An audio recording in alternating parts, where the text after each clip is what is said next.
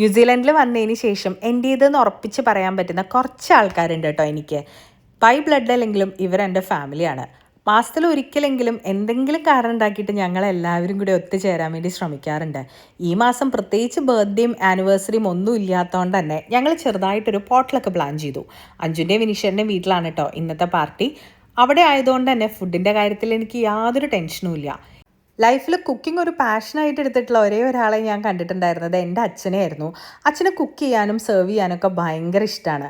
അതിനുശേഷം കുക്കിംഗ് ഇത്രയും ആസ്വദിച്ച് ചെയ്യുന്ന മറ്റൊരാളെ ഞാൻ കാണുന്നത് അഞ്ജുവിലാണ് കേട്ടോ. എന്ത് സാധനവും നമ്മൾ പറഞ്ഞാൽ അഞ്ജുവിന് അത് കുക്ക് ചെയ്യാൻ ഭയങ്കര ഇഷ്ടമാണ്. പുള്ളിക്കാരി പുതിയ റെസിപ്പീസൊക്കെ ട്രൈ ചെയ്യും. അതും അസാധ്യ ടേസ്റ്റുമാണ് കേട്ടോ.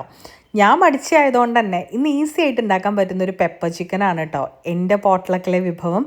ഇത് ഒറ്റപ്പാലത്തെ അമ്മയുടെ റെസിപ്പിയാണ്. ഭയങ്കര ഈസിയാണ് ഉണ്ടാക്കിയെടുക്കാൻ. അത് ഞാൻ പെട്ടെന്നൊന്ന് സെറ്റാക്കി എടുത്തു. 7-7:30 മണിയായപ്പോഴത്തേക്കും നമ്മൾ അഞ്ജുവിൻ്റെയും വിനീഷേൻ്റെയും വീട്ടിലേക്ക് എത്തി. ഇത് അവരുടെ കുഞ്ഞ് ഗാർഡനാണ് കേട്ടോ.